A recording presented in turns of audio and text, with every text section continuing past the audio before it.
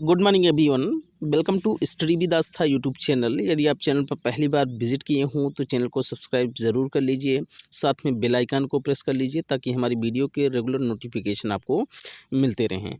आइए आज 6 मई के समाचार पत्रों पर डालते हैं एक नज़र। मानव संसाधन विकास मंत्रालय ने इंजीनियरिंग की प्रवेश परीक्षा जेईई और मेडिकल प्रवेश परीक्षा नीट की तिथियों की घोषणा कर दी है। जेईई 18 से 23 जुलाई और नीट की परीक्षा 26 जुलाई को होगी। परीक्षाएं अप्रैल और मई महीने में होती थी, लेकिन कोरोना महामारी के चलते इन्हें टाल दिया गया था। मानव संसाधन विकास मंत्री रमेश पोखरियाल निशंक ने मंगलवार को छात्रों से ऑनलाइन संवाद के दौरान तिथियों की घोषणा की। उन्होंने कहा कि जेईई मेन की परीक्षा के लिए 5 दिन रखे गए हैं। 18, 20, 21, 22 एवं 23 जुलाई को यह परीक्षा होगी। आईआईटी व शीर्ष संस्थानों में प्रवेश के लिए जेईई एडवांस परीक्षा अगस्त में होगी। जूनियर हाई स्कूलों में पढ़ा रहे लगभग 30,000 अनुदेशकों की संविदा का नवीनीकरण 31 मई तक किया जाएगा। जिन अनुदेशकों की सेवाएं संतोषजनक नहीं होंगी उनकी संविदा खत्म की जाएगी, लेकिन असंतोषजनक सेवाओं के लिए लिखित प्रमाण देना होगा। अनुदेशक को लिखित चेतावनी नहीं दी गई है तो उसकी सेवाएं संतोषजनक मानी जाएगी। ये मानक राज्य सरकार के नवंबर 2019 में तय किए गए थे कि सेवाओं को एकाएक नवीनीकरण के समय असंतोषजनक करार देना और संविदा खत्म करने को सही नहीं माना जाएगा। यदि अनुदेशक लापरवाही बरत रहा है और पढ़ा नहीं रहा है तो उसकी सेवाएं 1 महीने को नोटिस देकर खत्म की जाएगी। प्रदेश सरकार चालू वित्तीय वर्ष में गरीब और अन्य पिछड़ा वर्ग की बेटियों की शादी के लिए अनुदान देगी। सरकारी बयान में कहा गया है कि चालू वित्तीय वर्ष 2020-21 के लिए इस योजना में 150 करोड़ रुपए का बजट प्रावधान किया गया है। जिलों से प्राप्त होने वाली मांग के आधार पर इस मद से वित्तीय स्वीकृतियां जारी की जाएंगी। एकेटीयू से संबद्ध इंजीनियरिंग एवं मैनेजमेंट कॉलेजों के छात्रों के लिए अच्छी खबर है। लॉकडाउन की वजह से छात्रों को परीक्षा के दौरान कम प्रश्न हल करने पड़ेंगे। अखिल भारतीय तकनीकी शिक्षा परिषद की ओर से जारी गाइडलाइन के बाद एकेटीयू ने यह निर्णय लिया है। इसके अलावा एआईसीटीई ने 1 से 15 जुलाई के बीच परीक्षाएं कराने के निर्देश दिए हैं। एकेटीयू से संबद्ध प्रदेश के 750 इंजीनियरिंग, मैनेजमेंट व बी फार्मा कॉलेजों में पढ़ने वाले 2.5 लाख से अधिक छात्रों के लिए राहत भरी खबर है। छात्रों को प्रश्न पत्र में कम सवालों के जवाब देने होंगे, जबकि नंबर उनको उतने ही मिलेंगे। परीक्षा नियंत्रक प्रोफेसर राजीव कुमार के मुताबिक इंजीनियरिंग का प्रश्न पत्र 3 सेक्शन में आता है। इसमें पहले सेक्शन में 10 जबकि दूसरे व तीसरे सेक्शन में 5-5 प्रश्न होते हैं। इनमें दूसरे और तीसरे सेक्शन में छात्रों को 5 में से 3 प्रश्नों के जवाब देने होते हैं। एआईसीटीई ने परीक्षा का समय 3 घंटे से 2 घंटे कर दिया है, इसलिए अब छात्रों को 5 में से 2 ही सवालों के जवाब देने होंगे। यूजीसी ने सभी विश्वविद्यालयों को गाइडलाइन जारी की थी कि कोरोना संक्रमण के चलते परीक्षा का समय 3 घंटे से कम करके 2 घंटे कर दें। यूजीसी के इस प्रस्ताव पर अब एआईसीटीई ने अपनी मोहर लगा दी है। एआईसीटीई की ओर से जो गाइडलाइन जारी की गई है, संस्थानों को निर्देश दिए गए हैं कि छात्रों की परीक्षा 2 घंटे कराई जाए। उत्तर प्रदेश राजर्षि टंडन मुक्त विश्वविद्यालय एमबीए और एमसीए 2020-21 की प्रवेश परीक्षा के लिए ऑनलाइन पंजीकरण शुरू करने जा रहा है। आवेदन गुरुवार से शुरू होंगे। अभ्यर्थी विश्वविद्यालय की वेबसाइट upRTOU.ac.in पर आवेदन कर सकते हैं। विश्वविद्यालय की क्षेत्रीय समन्वयक डॉक्टर निरंजली सिन्हा ने बताया कि पंजीकरण शुल्क जमा करने की अंतिम तिथि 28 जुलाई तथा आवेदन फार्म जमा करने की अंतिम तिथि 31 जुलाई निर्धारित की गई है। वहीं बीएड स्पेशल 2020 के लिए प्रवेश परीक्षा की आवेदन की तिथियां भी आगे बढ़ा दी गई हैं। प्रवेश परीक्षा के लिए पंजीकरण तथा शुल्क चालान प्राप्ति ऑनलाइन शुल्क ट्रांसफ़र की अंतिम तिथि अब 20 मई कर दी गई है। ऑनलाइन आवेदन की अंतिम तिथि 25 मई कर दी गई है। वहीं ऑनलाइन आवेदन पत्र की हार्ड कॉपी जमा करने की अंतिम तिथि 31 मई है। काशी हिंदू विश्वविद्यालय यानी बीएचयू ने 18 से 29 मई के बीच प्रस्तावित स्नातक और स्नातकोत्तर प्रवेश परीक्षा को स्थगित कर दिया है। विश्वविद्यालय के परीक्षा नियंत्रण कार्यालय की ओर से मंगलवार को इसकी अधिसूचना जारी की गई है। परीक्षा की नई तिथि की जानकारी के लिए विश्वविद्यालय के प्रवेश परीक्षा पोर्टल www.bhu online.in को देखने की अपील की गई है। यूपी बोर्ड की 10वीं और 12वीं परीक्षा का परिणाम जुलाई से पहले आने के आसार नहीं हैं। ग्रीन जोन वाले जिलों में मंगलवार से मूल्यांकन शुरू हुआ है।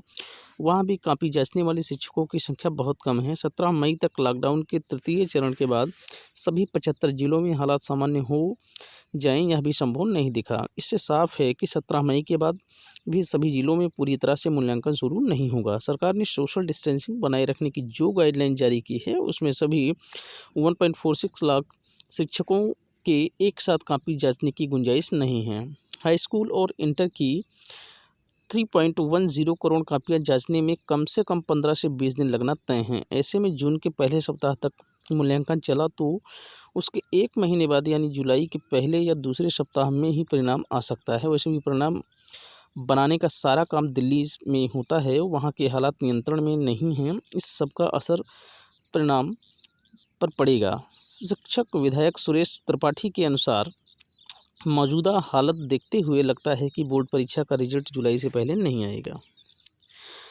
आइए कोरोना अपडेट्स पर डालते हैं एक नज़र। भारत में कुल 46,711 मरीजों की अभी तक पुष्टि हुई है, जिसमें 1583 लोगों की मौत हुई। 13,161 लोग अभी तक इस बीमारी से निजात पा चुके हैं। तो वहीं पिछले 24 घंटे में 3,875 नए कोरोना मरीजों की पुष्टि हुई है। बुनियादी शिक्षा में मिशन प्रेरणा और ऑपरेशन कायाकल्प के आधार पर जिले और स्कूलों की एक ही रैंकिंग होगी। अवस्थापना, बुनियादी शिक्षा व अन्य मानकों पर अलग अलग रैंकिंग के बजाय अब एक ही मेरिट बनाने का निर्णय लिया गया है। इसमें 50% अवस्थाएँ, सुविधाएँ व 50% लर्निंग आउटकम के आधार पर रैंकिंग तय की जाएगी। अभी तक कई मानकों की अलग अलग रैंकिंग हो रही थी। इससे भ्रम फैल रहा था कि कौन सा जिला पढ़ाई में अव्वल है और किस जिले में अवस्थापना सुविधाएं ठीक हैं। अब इस रैंकिंग से एक नज़र में देखा जा सकेगा कि किस जिले या स्कूलों की क्या हालत है। इसी आधार पर आगे की योजनाएं तय होंगी और प्रदेश को प्रेरक प्रदेश बनाया जाएगा। विभागीय अपर मुख्य सचिव रेणुका कुमार ने आदेश जारी कर दिया है। आदेश में अब 9 अवस्थापना सुविधाओं की जगह 18 का जिक्र है। इसमें 11 अवस्थापना सुविधाएं पानी और शौचालयों से संबंधित हैं। इसमें बालक बालिकाओं, दिव्यांगों के अलग अलग शौचालय, मूत्रालय, उनमें पानी, शुद्ध पेयजल, हैंड वॉश यूनिट आदि शामिल हैं। इसके अलावा अन्य 7 सुविधाओं में फर्नीचर, ब्लैक बोर्ड, टाइल्स, रंग पुताई, बिजली आदि के अलग अलग अंक हैं। इसमें ज़्यादा 8 अंक फर्नीचर होने पर मिलेंगे। वहीं शुद्ध पेयजल और पुताई पर भी 4-4 अंक मिलेंगे। इसी तरह सभी मानकों की अंक निर्धारित हैं। इनके अंक मिशन प्रेरणा ऐप पर जियो टैग के जरिए दिए जाएंगे। वहीं लर्निंग आउटकम के आधार पर आए नतीजों के आधार पर स्कूलों व जिलों की रैंकिंग का फार्मूला भी तय कर दिया गया है। बेसिक शिक्षा परिषद के प्राथमिक स्कूलों में 69,000 सहायक अध्यापक भर्ती के कट ऑफ अंक विवाद पर बुधवार को फैसला आएगा। इलाहाबाद हाईकोर्ट की लखनऊ खंडपीठ ने लंबी सुनवाई के बाद 3 मार्च 2020 को फैसला सुरक्षित कर दिया था। यह अहम भर्ती कट ऑफ अंक विवाद के कारण करीब 1.5 वर्ष से अधर में फंसी थी। प्रदेश में करीब 4 लाख से ज़्यादा अभ्यर्थी निर्णय का इंतजार कर रहे हैं। कोर्ट के फैसले के बाद भर्ती प्रक्रिया शुरू होने की उम्मीद जग गई है। हाई कोर्ट के न्यायमूर्ति पंकज कुमार जायसवाल व न्यायमूर्ति करुणेश सिंह पवार याची सर्वेश प्रताप सिंह व अन्य की याचिका पर फैसला सुनाएंगे। प्रदेश के प्राथमिक विद्यालयों में 69,000 सहायक अध्यापकों की भर्ती के लिए 5 दिसंबर 2018 को एक शासनादेश जारी कर अभ्यर्थियों से ऑनलाइन आवेदन मांगे गए थे। 6 से 20 दिसंबर 2018 तक ऑनलाइन आवेदन लिए गए। इस परीक्षा के लिए 4,31,466 अभ्यर्थियों ने पंजीकरण कराया था और लिखित परीक्षा 6 जनवरी 2019 को राज्य के 800 परीक्षा केंद्रों पर कराई गई थी। विवाद क्या था? भर्ती विज्ञापन में न्यूनतम कट ऑफ अंक की बात तो की गई थी, किंतु कट ऑफ कितने प्रतिशत होगा इसका जिक्र शासनादेश में नहीं था। लिखित परीक्षा के अगले दिन 7 दिसंबर 2019 को न्यूनतम कट ऑफ की घोषणा की गई। इसके तहत सामान्य वर्ग के अभ्यर्थियों को 150 में से 97 और आरक्षित वर्ग की अभ्यर्थियों को 150 में 90 अंक लाने होंगे। यानी सामान्य वर्ग के अभ्यर्थियों को 65% और आरक्षित वर्ग के अभ्यर्थियों को 60% अंक पास किया जाएगा। इसी कट ऑफ को लेकर परीक्षार्थियों ने हाईकोर्ट लखनऊ बेंच में याचिका दायर की थी, जिसकी सुनवाई के बाद फैसला सुरक्षित रख लिया गया था। मांग क्या है?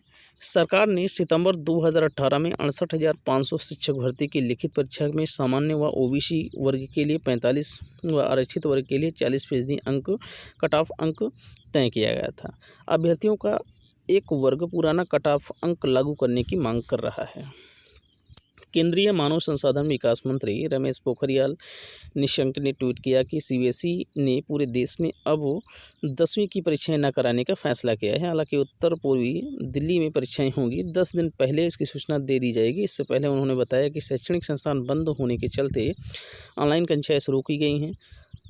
छात्र दीक्षा ई पाठशाला NROER स्वयं DTH चैनल स्वयं प्रभा से परीक्षा की तैयारी कर सकते हैं। यदि हमारा आज का सेशन पसंद आया हो तो लाइक करें, शेयर करें, कमेंट करें और स्टडी विद आस्था के इस यूट्यूब चैनल को सब्सक्राइब करें। Thank you so much. शुक्रिया, धन्यवाद। Have a nice day.